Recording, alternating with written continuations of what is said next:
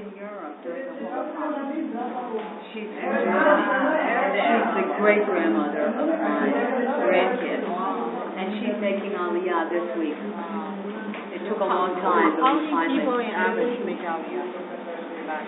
I can't answer that. It depends. Every year.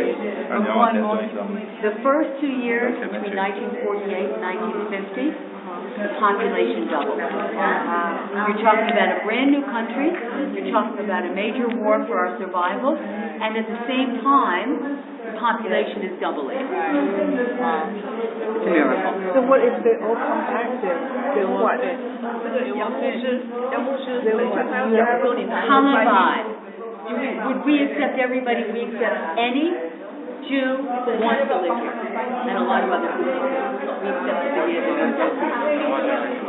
Okay, we are standing under an arch of our bridge, and here I am talking about modern Zionism. Not my topic, Syrian. This bridge was built 1,300 years ago. This was added 800 years ago. The northern edge of the bridge is right here. So, to this point, you have just been under bridge. Is the whole bridge here? Not the whole. We are standing right here. Under the last double arches of the bridge. Okay, this bridge was a major route to get up to the Temple Mount. Every time somebody invaded and they wanted to protect the Temple Mount, they simply knocked the bridge down. Why didn't they build a drawbridge that they could take up and down, that they could close? Well, on top of the Temple Mount are lots of mikvahs. Do we know what a mikvah is? Small pool filled to collect rainwater, used for ritual purification. They were important 2,000 years ago, and they're still very important. There were also 33 cisterns, huge underground rooms to collect water. The deepest one was 16 meters deep. That's a lot of water. You're going to need to fill it. You're going to need to clean it out. You're going to need to replenish it. In Jerusalem, during the summer, for 7 months, not one drop of rain falls. How? You're going to walk south 27 kilometers.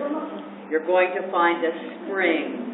A stunning spring that flows all year round. You're going to build an aqueduct, a water carrier. Back and forth across the fields and valleys, through mountains. If you could take that water carrier and stretch it out straight, it would stretch from here to Tel Aviv, 60 kilometers long. They built it so well, it carried water for 2,000 years. Now you understand why our bridge could not have a drawbridge. You couldn't stop the flow of that water. So, the last arch of our bridge, which is right behind my back, was a solid arch. Today it's called Wilson's Arch.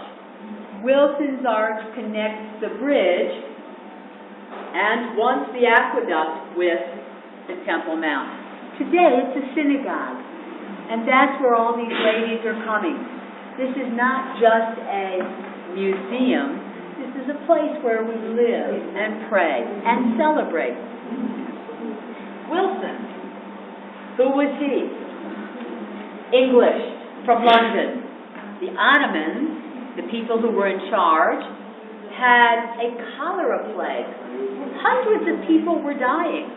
They needed help. Wilson came. Wilson dug in by the western wall. Wilson found the arch. Wilson found the infected water that was causing everybody to die. He made some suggestions to drain it and went back to London. friend Charles Warren stayed behind. Charles Warren was looking for the city of David. 150 years ago, the city of David was just another dirt-covered, cactus-covered, donkey-covered hill. Warren thought if he could begin digging on the Temple Mount, he might get the direction. The authorities, Muslims, said no. Warren was 25. 25 for people from England, and no, don't mix. He did what he wanted to do, and he began digging in secret. Come look. He dug shafts like this. This shaft is going down 45 feet, 15 meters. Now, you're standing in the wrong place to see. Let's switch sides. Over there you can see everything. Right under my feet is a 2,000-year-old mikvah. All the way at the very bottom are 2,200-year-old building remains.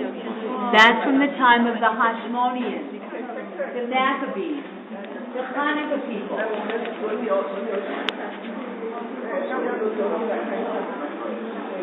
A mikvah for ritual purification, not a cistern, huge underground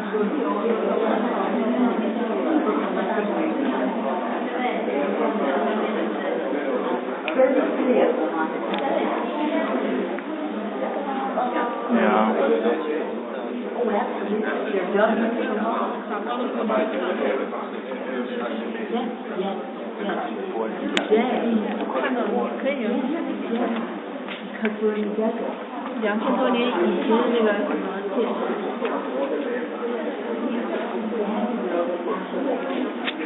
筑。